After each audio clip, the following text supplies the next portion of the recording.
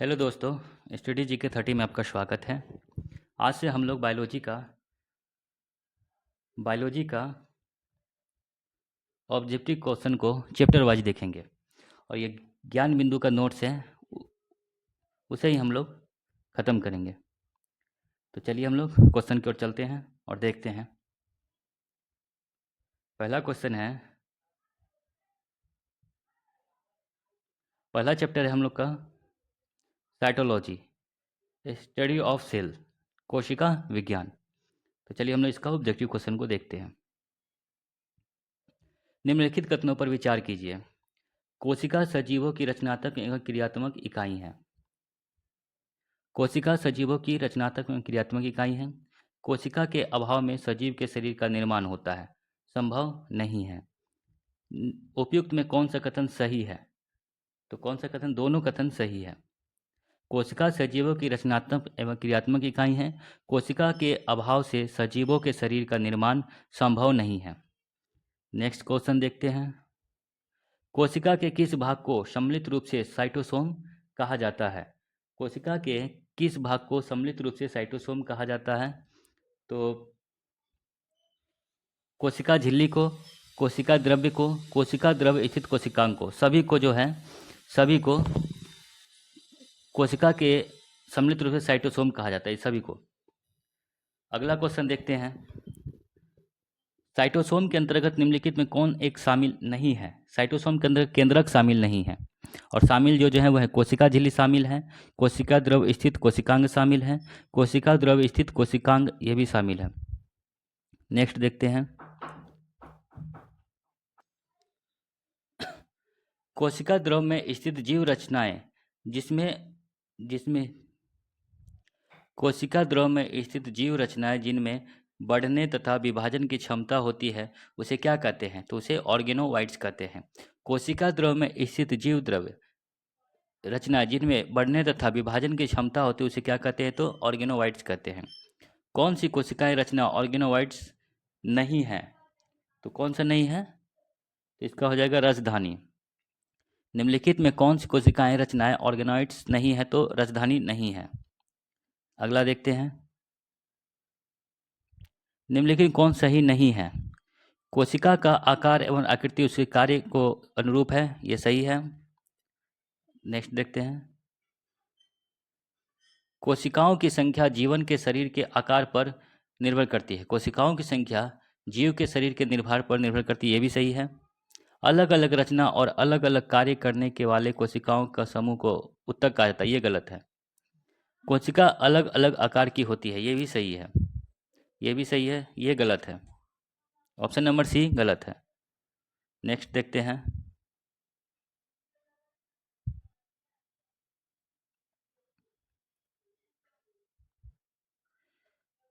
तरल Mosaic model के संबंध में निम्नलिखित कथनों पर विचार कीजिए। यह मॉडल कोशिका झिल्ली के संरचना को बताता है। यह मॉडल 1972 में सिंगर और निकोलसन ने प्रस्तुत किया था। इस मॉडल के अनुसार कोशिका झिल्ली के संरचना में दो फॉस्फोलिपिड अणुओं के परतों के बीच बीच में गोलाकार प्रोटीन रहती है। तो इसका आंसर हो जाएगा तीनों। तीनों जो है सही है। नेक्स्ट देखते हैं। कोशिका का कौन सा भाग माइक्रोविलाई सीलिया तथा फ्लैजिला जैसे रचना का निर्माण करती है? तो कोशिका झिल्ली। कोशिका झिल्ली कोशिका का कौन सा भाग माइक्रोविलाई सीलिया तथा फ्लैजिला जैसे रचना का निर्माण करती है? तो कोशिका झिल्ली। परासरण की क्रिया किसके द्वारा संपन्न होती है? तो परासरण की क्रिया जो है कोशिका झिल्ली के द्वारा ही संपन्न होती है। नेक्स्ट देखते हैं। कोशिका अंगक राइबोसोम के संबंध में कौन सा एक सही नहीं है? तो राइबोसोम दो प्रकार के होते हैं, 70S और 80S, ये भी सही है। 70S राइबोसोम प्रोकैरियोटिक होते हैं तथा इसके दो सब न्यूटिक 30S तथा 50S होते हैं, यह भी सही है। 80S राइबोसोम यूकैरियोटिक होते हैं तथा इनके भी दो सब न्यूट्रिक होते हैं, 40S और 60S, ये भी सही है। ये गलत है। राइबोसोम प्रोटीन तथा लिपिड के बने होते हैं। राइबोसोम प्रोटीन और किसका बना होता है? प्रोटीन और आरएनए का बना होता है। राइबोसोम जो है ना, प्रोटीन और आरएनए, आरएनए, आरएनए का बना होता है। नेक्स्ट देखते हैं, प्रोकैरियोटिक कोशिकाओं में माइटोकॉन्ड्रिया के सदृश कौन सी रचना पाई जाती है जो श्वसन तथा कोशिका विभाजन का कार्य करती है? तो हो जाएगा मीसोसोम। मीसोसोम जो है माइटोकॉन्ड्रिया के सदृश होती है जो श्वसन तथा कोशिका विभाजन का कार्य करती है। कोशिका के अंदर ग्लाइकोलिपिड व ग्लाइकोप्रोटीन निर्माण की सक्रिय स्थल कौन सी है? तो गोल्जिकाए। कोशिका के अंदर गोल्जी ग्लाइकोलिपिड व ग्लाइकोप्रोटीन निर्माण की सक्रिय स्थल कौन सी है? तो गोल्जिकाए है। नेक्स्ट क्वेश्चन देखते हैं, निम्नलिखित में कौन सी कोशिकाएं संरचना कोशिकाएं परिवहन तंत्र का निर्माण करती है तथा केंद्रक से कोशिका द्रव में अनुवांशिकी पदार्थ को ले जाने का पथ बनाती है? तो हो जाएगा अंतःद्रवीय जालिका। अंतःद्रवीय जालिका जो है ना, केंद्रक से कोशिका द्रव में अनुवांशिकी पदार्थ को ले जाने का कार्य करती है। केंद्रक से कोशिका द्रव में अनुवांशिकी पदार्थ को ले जाने का कार्य अंतःद्रवीय जालिका करती है। अगला देखते हैं, निम्नलिखित कथनों पर विचार कीजिए। चिकनी अंतःद्रवीय जालिका प्रोटीन के संश्लेषण तथा श्रवण से भाग लेती है। खुरदुरी अंतःद्रवीय जालिका लिपिड तथा स्टीरॉयड के संश्लेषण में क्या होती है? सहायक होती है। तो ना, तो दोनों गलत है, दोनों गलत है। अगला देखते हैं, कोशिका का अचल संपत्ति किसे कहा जाता है? तो कोशिका का अचल संपत्ति जो है न्यूक्लिक अम्ल को कहा जाता है। न्यूक्लिक अम्ल को कोशिका का अचल संपत्ति कहा जाता है। अगला देखते हैं, निम्नलिखित कथनों पर विचार कीजिए। माइटोकॉन्ड्रिया कोशिका में पाए जाने वाले सबसे बड़ी अंगक होते हैं। हरित लवक को कोशिका का रसोई घर कहा जाता है। गोल्जिकाए को कोशिका के अणुओं का ट्रैफिक कंट्रोलर कहा जाता है। तो क्या है? तीनों सही है। माइटोकॉन्ड्रिया कोशिका में पाए जाने वाले सबसे बड़े अंगक होते हैं, सही है। हरित लवक को कोशिका का रसोई घर कहा जाता है, ये भी सही है। गोल्जिकाए को कोशिका के अणुओं का ट्रैफिक कंट्रोलर कहा जाता है, ये भी सही है। तो हो जाएगा 1 2 3, तीनों सही है। अगला देखते हैं, निम्नलिखित कथनों पर विचार कीजिए। डीएनए को आनुवंशिकी पदार्थ कहा जाता है, जीन को आनुवंशिकी इकाई कहा जाता है। दोनों सही है। डीएनए को आनुवंशिकी पदार्थ कहा जाता है और जीन को आनुवंशिकी इकाई कहा जाता है, दोनों सही है। दोनों सही है। अगला देखते हैं, कोशिका के अंदर निम्नलिखित में कौन सा कार्य गोल्जिकाए द्वारा नहीं किया जाता है? गोल्जिकाए द्वारा नहीं किया जाता है तो अंतः कोशिकीय पाचन जो है ना, गोल्जिकाए द्वारा नहीं किया जाता है। कोशिका के अंदर निम्नलिखित में कौन सा कार्य जो है गोल्जिकाए द्वारा नहीं किया जाता है? तो अंतः कोशिकीय पाचन जो है नहीं किया जाता है। मिलान करना है, इसमें है सही सम्मिलित नहीं है, कौन सा नहीं है? तो कोशिका का पराहोज किसको कहते हैं? तो माइटोकॉन्ड्रिया को कहते हैं, ये सही है।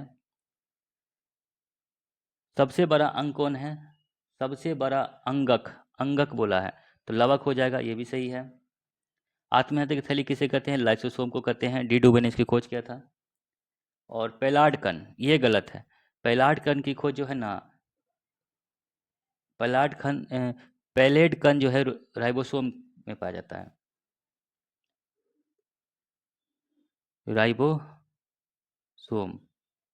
राइबोसोम में पाया जाता है। पैलार्ड कण राइबोसोम में पाया जाता है। अगला देखते हैं, निम्नलिखित में कौन अर्ध स्वायत्त कोशिकांग है? अर्ध स्वायत्त कोशिकांग है तो हरित लवक और माइटोकॉन्ड्रिया, दोनों जो है हरित लवक और माइटोकॉन्ड्रिया अर्ध स्वायत्त कोशिकांग है। अगला देखते हैं, प्रोकैरियोटिक कोशिका में किस कोशिकांग का अभाव रहता है? प्रोकैरियोटिक कोशिका में किस कोशिकांग का अभाव रहता है? तो अभाव जो रहता है उसमें गोल्जिकाए का, माइटोकॉन्ड्रिया का और अंतःद्रव्य जालिका और हरित लवक का, इस चारों का जो है, ये चारों का अभाव रहता है, डीएनए मौजूद रहता है। प्रोकैरियोटिक कोशिका में किस कोशिकांग का अभाव रहता है? तो गोल्जिकाए का अभाव रहता है, माइटोकॉन्ड्रिया का, अंतर्द्रव्य जालिका का और हरित लवक का अभाव रहता है। तो 1 2 3 4। अगला देखते हैं, निम्नलिखित में कौन सी रचनाएं पादप कोशिका में पाए जाते हैं परंतु जंतु कोशिका में नहीं पाए जाते हैं? पादप कोशिका में पाए जाते हैं लेकिन जंतु कोशिका में नहीं पाए जाते। तो लवक, कोशिका भित्ति, बड़ी रिक्तिका, ये सभी जो है ना पादप कोशिका में पाए जाते हैं लेकिन जंतु कोशिका में नहीं पाए जाते हैं। लवक, कोशिका भित्ति, बड़ी रिक्तिका, सभी जो है पादप कोशिका में पाए जाते हैं लेकिन जंतु कोशिका में नहीं पाए जाते हैं। निम्नलिखित में कौन रचना जंतु कोशिका में पाए जाते हैं परंतु पौधे की कोशिका में क्या होते हैं, नहीं पाए जाते हैं? तो सेंट्रोसोम। सेंट्रोसोम जंतु कोशिका में पाए जाते हैं परंतु पौधे की कोशिका में नहीं पाए जाते हैं। अगला देखते हैं, कोशिका सिद्धांत किसने प्रस्तुत किया था? तो कोशिका सिद्धांत किसने दिया था? तो स्लाइडेन तथा स्वान ने दिया था। कोशिका सिद्धांत किसने दिया था? स्लाइडेन तथा स्वान ने दिया था। अगला देखते हैं, कोशिका सिद्धांत के अनुसार कोशिका विभाजन में मुख्यतः सृष्टिकर्ता की भूमिका कौन निभाता है? सृष्टिकर्ता की भूमिका कौन निभाता है? तो केंद्रक। केंद्रक जो है ना कोशिका विभाजन में मुख्यतः सृष्टिकर्ता की भूमिका निभाता है, केंद्रक। आगे देखते हैं, निम्नलिखित में कोशिकांग अंगक से लाइसोसोम बनता है। कह रहा है किस कोशिकांग अंगक से लाइसोसोम बनता है? तो गोल्जिकाई से। गोल्जिकाई से जो है ना लाइसोसोम बनता है। अगला देखते हैं, निम्नलिखित में कौन सी कोशिकांग अंगक अपने डीएनए में उपस्थित जीन को सम्मिलित करते हुए इसके स्वयं की प्रोटीन का संश्लेषण करता है? तो माइटोकॉन्ड्रिया और लवक। ये जो है ना माइटोकॉन्ड्रिया और लवक दोनों जो है डीएनए में उपस्थित जीन को सम्मिलित करते हुए इसके स्वयं के प्रोटीन का संश्लेषण करता है। आगे देखते हैं, निम्नलिखित में पर विचार कीजिए। ऐसी कोशिका जिसमें केंद्रक झिल्ली नहीं होती एवं वास्तविक केंद्रक नहीं होता है को प्रोकैरियोटिक कोशिका कहते हैं। वैसी कोशिका जिसमें केंद्रक पूर्ण रूप से विकसित तथा झिल्ली से घिरा होता है को क्या कहते हैं? यूकैरियोटिक कोशिका कहते हैं। दोनों सही है, दोनों सही हो जाएगा। ऐसी कोशिका जिनमें केंद्रक झिल्ली नहीं होती है एवं वास्तविक केंद्रक नहीं होता है इसको हम लोग प्रोकैरियोटिक कोशिका कहते हैं, सही है। वैसी कोशिका जिसमें केंद्रक पूर्ण रूप से विकसित होता था झिल्ली से घिरा होता है को यूकैरियोटिक कोशिका कहते हैं। दोनों सही है।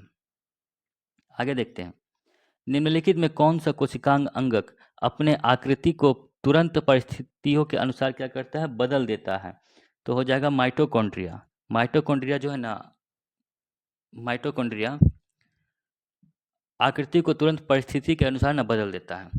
मनुष्य के शरीर में तंत्रिका कोशिका है। मनुष्य के शरीर में तंत्रिका कोशिका है सबसे बड़ी कोशिका। मनुष्य के शरीर की सबसे बड़ी कोशिका है तंत्रिका कोशिका।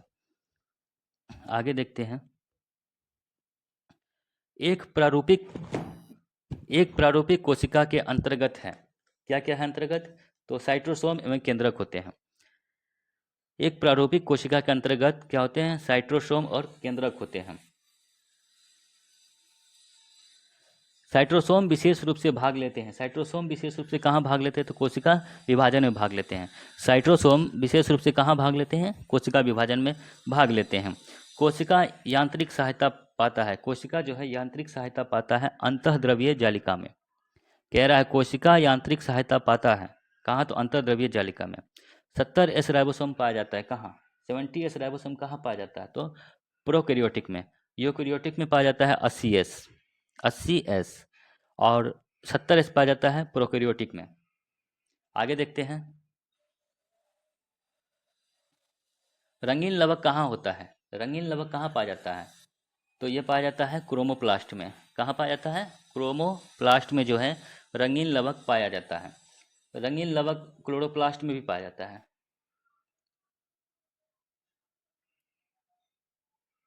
और श्वेत लवक इसमें जो है ना इसमें ल्यूकोप्लास्ट में श्वेत लवक पाया जाता है।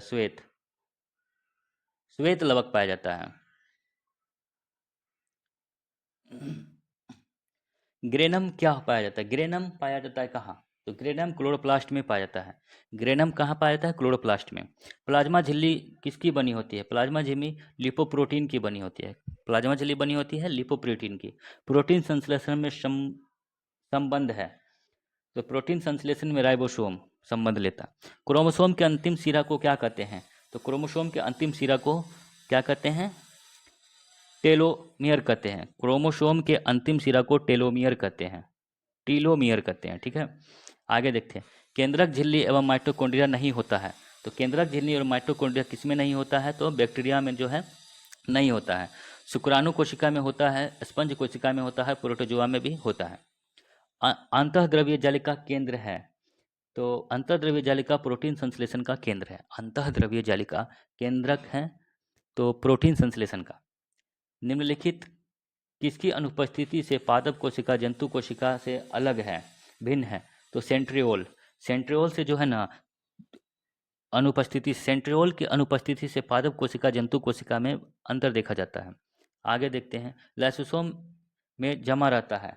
लाइसोसोम में जो है जमा रहता है क्या? तो पाचक एंजाइम जो है जमा रहता है, इसे लाइसोसोम को आत्महत्या की थैली भी कहते हैं। माइटोकॉन्ड्रिया का दीवार बना होता है। माइटोकॉन्ड्रिया का दीवार बना होता है तो लिपोप्रोटीन का बना होता है माइटोकॉन्ड्रिया की दीवार। माइटोकॉन्ड्रिया संबंध है एटीपी के निर्माण में। एटीपी के निर्माण में माइटोकॉन्ड्रिया का संबंध है। पॉलीसोम क्या है? पॉलीसोम क्या है? तो ये राइबोसोम प्लस mRNA है। पॉलीसोम क्या है? राइबोसोम प्लस mRNA है। जीवित कोशिका के भीतर ऊर्जा स्रोत है। जीवित कोशिका के भीतर ऊर्जा स्रोत क्या है? तो माइटोकॉन्ड्रिया है। जीवित कोशिका के भीतर ऊर्जा स्रोत है माइटोकॉन्ड्रिया। तरल मोजाइक मॉडल मत को किसने प्रस्तुत किया था? सिंगर और रॉबर्टसन ने प्रस्तुत किया था। तरल मोजाइक मॉडल मत को प्रस्तुत किया था सिंगर एवं रॉबर्टसन ने प्रस्तुत किया था। आगे देखते हैं, कोशिका भित्ति पाई जाती है। कोशिका भित्ति पादप कोशिका में पाई जाती है। अवर्णी लवक मुख्य कार्य है। अवर्णी लवक का मुख्य कार्य है। अवर्णी लवक का मुख्य कार्य क्या है? तो खाद्य पदार्थों का संचयन करना है। खाद्य पदार्थों का संचयन करना है अवर्णी लवक का। पुरकेंजे ने कोशिका संरचना के किस भाग की खोज की थी? तो पुरकेंजे ने जीव द्रव की खोज की थी। पुरकेंजे ने जीव द्रव की खोज की थी। जीव द्रव्य सम्मिलित रूप से बना होता है कोशिका एवं केंद्रक का। जीव द्रव्य सम्मिलित रूप से बना होता है कोशिका द्रव्य एवं केंद्रक का बना होता है।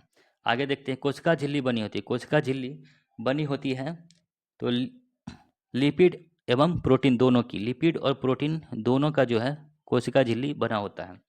आगे देखते हैं, पौधे की कोशिकाओं को संरचनात्मक दृढ़ता प्रदान करता है कौन? तो सेलुलोज। पौधे की कोशिकाओं को संरचनात्मक दृढ़ता प्रदान करता है सेलुलोज प्रदान करता है। झिल्ली युक्त कोशिका में पाया जाता है यूकेरियोटिक। झिल्ली युक्त कोशिका में पाए जाते हैं यूकेरियोटिक।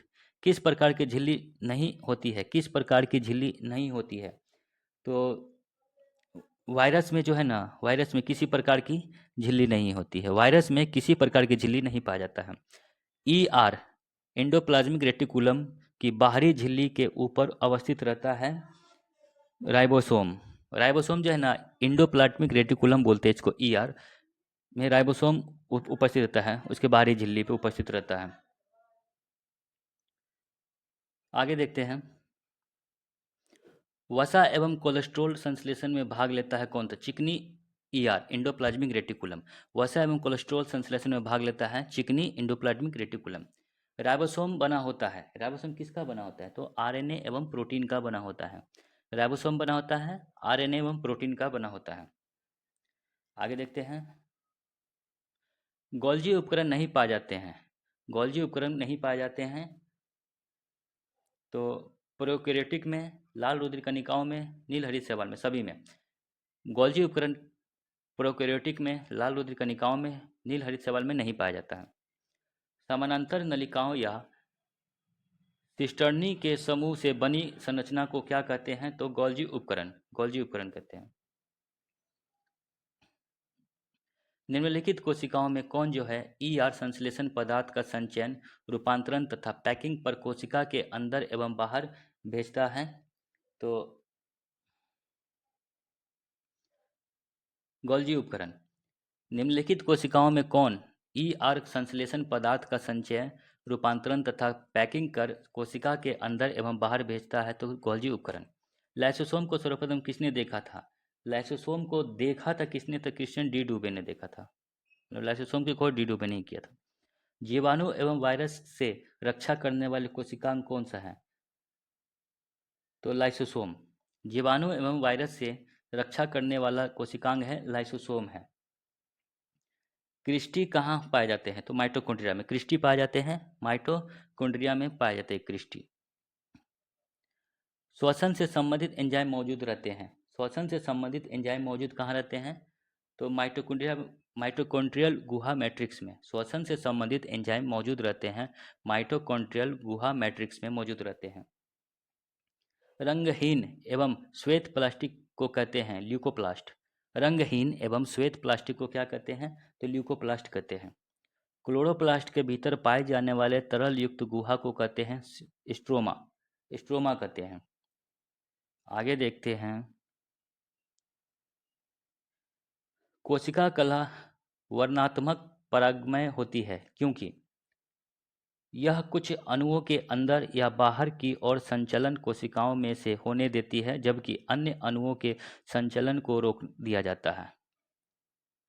नेक्स्ट देखते हैं।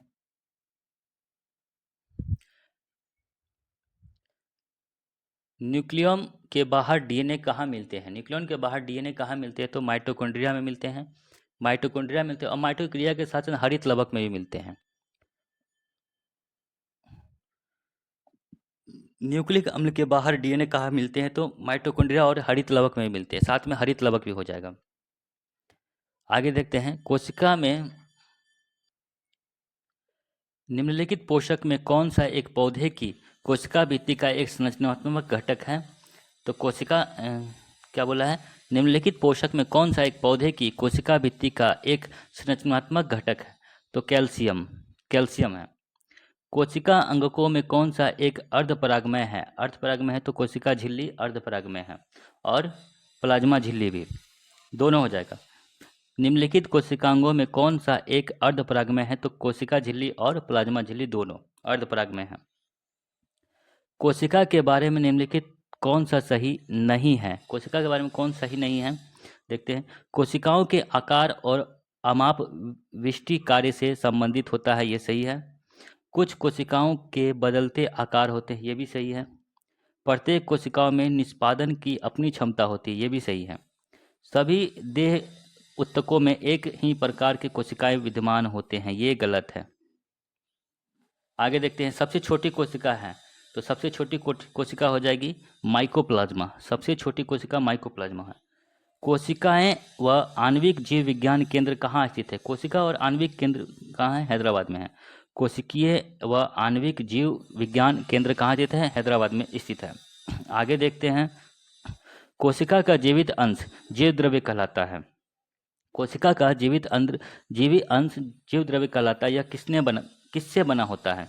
तो कोशिका द्रव्य केंद्रक और अन्य कोशिकाओं से। कह रहा है कोशिका का जीवित अंश जीव द्रव्य कहलाता है। यह जो है किससे बना होता है? तो कोशिका द्रव्य केंद्रक द्रव्य और अन्य कोशिकांग से बना होता है। अगला देखते हैं। सर्वाधिक संख्या 2n में गुणसूत्र पाए जाते हैं। सर्वाधिक संख्या में गुणसूत्र किस में पाए जाते हैं? तो ओफियोग्लोसस में पाए जाते हैं। पौधा है ये जो है ना, एक पौधा है। पौधा है ये और इसमें लगभग कितने गुणसूत्र पाए जाते हैं? तो 1260 गुणसूत्र पाए जाते हैं। 1260 गुणसूत्र पाए जाते हैं। वास्तविक केंद्रक किसमें अनुपस्थित होता है? वास्तविक केंद्रक किसमें अनुपस्थित होता है? तो जीवाणुओं में जो है वास्तविक केंद्रक नहीं पाया जाता है। इलेक्ट्रॉन सूक्ष्मदर्शी की खोज किसने किया था? तो नॉल एवं रुस्का ने। इलेक्ट्रॉन सूक्ष्मदर्शी की खोज किसने किया था? नॉल एवं रुस्का ने इलेक्ट्रॉन सूक्ष्मदर्शी की खोज किया था। आगे देखते हैं। अंतः प्रद्रव्य जालिका की खोज किसने किया था? तो हो जाएंगे इसका खोज पोटर ने किया था। पोटर और क्लाउडेन ने किया था। पोटर और क्लाउडेन ने। क्लाउडेन। अंतः द्रव्य जालिका की खोज पोटर और क्लाउडेन ने किया था। गुणसूत्र शब्द प्रदान किया था। गुणसूत्र शब्द किसने दिया था? तो गुणसूत्र का शब्द जो है वाल्डियर ने दिया था। वाल्डियर ने शब्द दिया था, वाल्डियर ने। और खोज किया था हॉफमिस्टर ने। खोज किसने किया था? हॉफमिस्टर ने खोज किया था और शब्द दिया था वाल्डियर ने। कोशिका को एक निश्चित रूप प्रदान करती है। कोशिका को एक निश्चित रूप कौन प्रदान करती है? तो कोशिका झिल्ली। कोशिका झिल्ली जो है ना, कोशिका को निश्चित रूप प्रदान करती है। और ये कोशिका भित्ति जो है ना, पौधे में पाया जाता है। पौधे में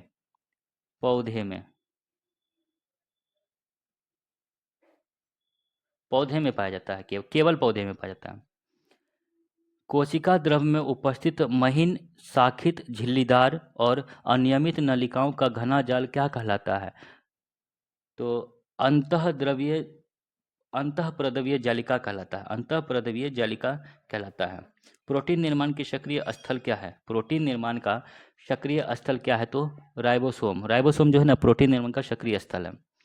कौन सा कोशिकांग केवल पादप कोशिका में पाया जाता है? तो कोशिका भित्ति, लवक और रिक्तिका सभी जो है ना, जो है पादप कोशिका में क्या होता है? पाया जाता है। आगे देखते हैं। कोशिकीय श्वसन की सक्रिय स्थल है। कोशिकीय श्वसन की सक्रिय स्थल बोलेगा तो माइटोकॉन्ड्रिया है। कोशिकीय श्वसन की सक्रिय स्थल कौन है? माइटोकॉन्ड्रिया है। आवर्णी लवक, जिसको हम लोग ल्यूकोप्लास्ट कहते हैं, मुख्यतः पाए जाते हैं कहाँ? जड़ों की कोशिकाओं में। जड़ों की कोशिकाओं में आवर्णी लवक पाए जाते हैं। आगे देखते हैं। फूलों और बीजों को विभिन्न प्रकार का आकर्षण रंग कौन प्रदान करता है? तो फूलों और बीजों को विभिन्न प्रकार का आकर्षण रंग प्रदान करता है कौन? क्रोमोप्लास्ट। क्रोमोप्लास्ट प्रदान करता है। पत्तियों को हरा रंग कौन प्रदान करता है? क्लोरोप्लास्ट हो जाएगा। पत्तियों का हरा रंग प्रदान करता है क्लोरोप्लास्ट। कोशिका का आत्महत्या की थैली कहते हैं किसको? तो लाइसोसोम को। लाइसोसोम को जो है ना, कोशिका का आत्महत्या की थैली कहते हैं। अगला देखते हैं हम लोग। लाइसोसोम में पाए जाने वाला वह एंजाइम जिसमें जीवद्रव्य को घुला देने का, नष्ट कर देने की क्षमता होती है, उसे क्या कहलाता है? हाइड्रोलाइटिक एंजाइम कहते हैं। लाइसोसोम में पाए जाने वाले वह एंजाइम जिनमें जीवद्रव्य के घुला देने या नष्ट कर देने की क्षमता होती है, उसे हाइड्रोलाइटिक एंजाइम कहते हैं। आगे देखते हैं हम लोग। पादप कोशिकाओं को सबसे बाहरी आवरण क्या कहलाता है? पादप कोशिका का सबसे बाहरी आवरण क्या कहलाता है? कोशिका भित्ति। कोशिका भित्ति हम लोग क्या कहते हैं? बाहरी आवरण कहते हैं पादप कोशिका का। कोशिका में प्रोटीन संश्लेषण कहाँ होता है? तो राइबोसोम में होता है। कोशिका में प्रोटीन संश्लेषण होता है, राइबोसोम में होता है। कौन सबसे बड़ा कोशिकांग है? सबसे बड़ा कोशिकांग बोलेगा तो प्लास्टिक। प्लास्टिक जो है ना, सबसे बड़ा कोशिकांग है। कोशिका का ऊर्जा गृह किसे कहा जाता है? कोशिका का ऊर्जा गृह माइटोकॉन्ड्रिया को कहा जाता है। यदि माइटोकॉन्ड्रिया काम करना बंद कर दे तो कोशिका में कौन सा कार्य नहीं होगा? तो कौन सा कार्य नहीं होगा? भोजन का जो है ना, ऑक्सीकरण नहीं होगा। यदि माइटोकॉन्ड्रिया काम करना बंद कर दे तो भोजन का ऑक्सीकरण नहीं होता है। कोशिका में राइबोसोम की अनुपस्थिति में कौन सा कार्य संपादित नहीं होगा? तो कौन सा कार्य संपादित नहीं होगा? प्रोटीन संश्लेषण जो है संपादित नहीं होगा। कौन सा रचना जंतु कोशिका को वनस्पति कोशिका से भिन्नता करता है? तो सेंट्रियोल। कौन सी रचना जो है जंतु कोशिकाओं को वनस्पति कोशिका से विभेदन करता है? तो सेंट्रियोल। आगे देखते हैं हम लोग। सेल नाम किस जीव वैज्ञानिक ने सर्वप्रथम दिया था? सेल नाम किस वैज्ञानिक ने दिया था? रॉबर्ट हुक ने दिया था। रॉबर्ट हुक ने दिया था सेल नाम सबसे पहले। न्यूक्लियस की खोज सर्वप्रथम किसने किया था? न्यूक्लियस की खोज ब्राउन ने किया था। ब्राउन मतलब इसी को हम लोग रॉबर्ट ब्राउन बोलते हैं। रॉबर्ट रॉबर्ट ब्राउन ने किया था। डीएनए द्विहेलिक्स प्रारूप को पहली बार किसने प्रस्तुत किया था? डीएनए द्विहेलिक्स प्रारूप को पहली बार किसने प्रस्तुत किया था? वाटसन और क्रिक ने किया था। वाटसन और क्रिक ने किया था। आगे देखते हैं। जीव द्रव्य जीवन का भौतिक आधार है, यह किसका कथन है? तो यह जो है हेक्सले का कथन है। जीव द्रव्य जीवन का भौतिक आधार है, किसका कथन है? तो हेक्सले का है। आगे देखते हैं। जीव द्रव्य शब्द का प्रयोग सर्वप्रथम किसने किया था? तो जीव द्रव्य शब्द का प्रयोग पुरकेंजे ने किया था। खोज भी इसने ही किया था। जीव द्रव्य शब्द शब्द का प्रयोग पुरकेंजे ने किया था और खोज भी जो है पुरकेंजे ने किया था। माइटोकॉन्ड्रिया किसमें अनुपस्थित होता है? माइटोकॉन्ड्रिया जीवाणु में अनुपस्थित होता है। आगे देखते हैं। माइटोकॉन्ड्रिया का भीतरी वलय क्या कहलाता है? तो क्रिस्टी कहलाता है। माइटोकॉन्ड्रिया का भीतरी वलन क्या कहलाता है? क्रिस्टी कहलाता है। कोशिका भित्ति होता है। कोशिका भित्ति क्या होता है? तो परागमय होता है। परागमय होता है कोशिका भित्ति। लाइसोसोम कार्य करते हैं। लाइसोसोम का कार्य क्या है? अंतःकोशिकीय पाचन में। लाइसोसोम का कार्य है अंतःकोशिकीय पाचन में है। आगे देखते हैं। कौन सा अंगक प्रायः जंतु कोशिका में उपस्थित नहीं होते हैं? जंतु कोशिका में उपस्थित नहीं होते तो लवक जो है जंतु कोशिका में उपस्थित नहीं होते हैं। आगे देखते हैं। प्रोग्राम्ड सेल तथा सॉरी प्रोगेम्ड सेल डेथ का कोशिकीय एवं आणविकीय नियंत्रण क्या कहलाता है? तो एप्टोसिस कहलाता है, एप्टोसिस कहलाता है। आगे देखते हैं, कौन सा कोशिकांग प्रोटीन संश्लेषण में प्रमुख भूमिका निभाता है? तो एंडोप्लाज्मिक रेटिकुलम एवं राइबोसोम। कौन सा कोशिकांग प्रोटीन संश्लेषण में प्रमुख भूमिका निभाता है? तो एंडोप्लाज्मिक रेटिकुलम एवं राइबोसोम। आगे देखते हैं, कौन सा कोशिकांग डीएनए रखता है? कौन सा कोशिकांग जो है डीएनए रखता है? तो माइटोकॉन्ड्रिया। माइटोकॉन्ड्रिया के बाद खुद का डीएनए है। गोल्जी कार्य का प्रमुख कार्य क्या है? तो स्राव। गोल्जी कार्य का प्रमुख कार्य है स्राव।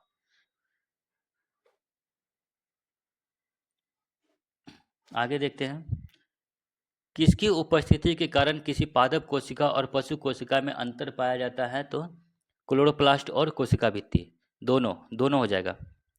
किसकी उपस्थिति के कारण किसी पादप कोशिका और पशु कोशिका में अंतर पाया जाता है? तो क्लोरोप्लास्ट और कोशिका भित्ति, दोनों हो जाएगा। निम्नलिखित में से किसने यह मूल अवधारणा प्रस्तुत की थी कि सभी जीव कोशिकाओं के बने होते हैं? किसने दिया था? तो स्लाइडेन और टी स्वान ने, स्लाइडेन एवं स्वान ने दिया था। चार, ये हो जाएगा। किसने यह मूल अवधारणा प्रस्तुत की थी कि सभी जीव कोशिकाएं के बने होते हैं? तो स्लाइडेन एवं स्वान ने, यहाँ स्लाइडेन हो जाएगा। नेक्स्ट देखते हैं हम लोग, 80% से अधिक, 80% से अधिक सेल कोशिका में पाया जाने वाला पदार्थ क्या है? 80% अधिक, तो जल। जल जो है 80% से अधिक सेल या कोशिका में पाया जाता है। परास परासरण की परिभाषा है, परासरण की क्या परिभाषा है? तो देखते हैं हम लोग, अर्धपरागमय कला में होकर कम से अधिक सांद्रता की और विलायक या जल का प्रवाह जो है परासरण का परिभाषा है। एक बार फिर से देख लेते हैं हम लोग, परासरण की परिभाषा, अर्धपरागमय कला में होकर कम से अधिक सांद्रता की और विलायक या जल का प्रवाह जो है परासरण का उदाहरण है। अधिक लवण वाले विलयन में एक कोशिका को रखने पर वह सिकुड़ जाती है, क्योंकि जल बाह्य परासरण द्वारा बाहर निकलती है, इसलिए। आगे देखते हैं हम लोग नेक्स्ट क्वेश्चन,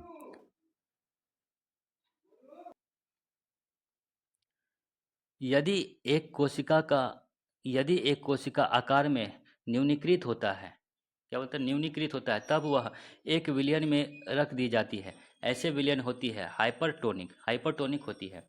और अधिक होगा तो हाइपोटोनिक होगा। हाइपोटोनिक अधिक में और न्यूनीकृत मतलब कम में, तो हाइपरटोनिक। आगे देखते हैं, एक कोशिका आयतन में बढ़ती है जब यह रखी जाती है एक अल्प पराशरी विलयन में। एक अल्प पराशरी विलयन में जो रखी जाती है तो आयतन में बढ़ती है। अगला देखते हैं, बीज फूलते हैं जब जल में रखे जाते हैं अंतः शोषण के कारण। बीज फूलते हैं जब जल में रखे जाते हैं, क्यों? अंतः शोषण के कारण। आगे देखते हैं हम लोग, लकड़ी के बने दरवाजे का वर्षा ऋतु में फूलना होता है अंतः शोषण के कारण। लकड़ी के बने दरवाजे का वर्षा ऋतु में फूलना होता है अंतः शोषण के कारण ही ऐसा होता है। उर्वरकों का अतिरिक्त मात्रा में प्रयोग पौधे की मृत्यु का कारण बनता है बाह्य परासरण के कारण। बाह्य परासरण के कारण जो ना उर्वरकों का अतिरिक्त मात्रा में प्रयोग पौधे की मृत्यु का कारण बनता है। आगे देखते हैं हम लोग, केंद्रक के विभाजन को क्या कहते हैं? तो केंद्रक के विभाजन को हम लोग कैरियोकिनेसिस कहते हैं। कैरियोकिनेसिस, केंद्रक के विभाजन को हम लोग कैरियोकिनेसिस कहते हैं। शरीर के वृद्धि एवं मरम्मत हेतु कौन सा कोशिका विभाजन उत्तरदायी होता है? तो समसूत्री विभाजन। समसूत्री विभाजन जो है शरीर के वृद्धि एवं मरम्मत हेतु कोशिका विभाजन होता है। और अर्धसूत्री विभाजन जो है ना वह जनन हेतु होता है। जनन हेतु अर्धसूत्री विभाजन होता है। नेक्स्ट क्वेश्चन देखते हैं, कशेरुकों के वृषण में शुक्राणु का निर्माण होता है केवल मियोसिस द्वारा। कशेरुकी के वृषण में शुक्राणु का निर्माण होता है केवल मियोसिस द्वारा होता है। माइटोसिस में सबसे ज़्यादा समय में पूर्ण होने वाली अवस्था कौन सी है? तो प्रोफेज प्रोफेज है। माइटोसिस में सबसे ज़्यादा समय में पूर्ण होने वाली अवस्था कौन सी है? तो प्रोफेज है। और सबसे कम बोलेगा तो एनाफेज हो जाएगा। सबसे ज़्यादा समय में पूर्ण होने वाली अवस्था है माइटोसिस में, प्रोफेज हो जाएगा। सबसे कम बोलेगा तो एनाफेज हो जाएगा। आगे देखते हैं हम लोग। पादप कोशिका में साइटोकाइनेसिस किसकी सहायता से होता है? पादप कोशिका में साइटोकाइनेसिस किसकी सहायता से होता है? तो कोशिका पट्टिका की सहायता से होता है। नेक्स्ट देखते हैं। माइटोसिस के सबसे कम समय में पूर्ण होने वाली अवस्था कौन सी है? तो एनाफेज है।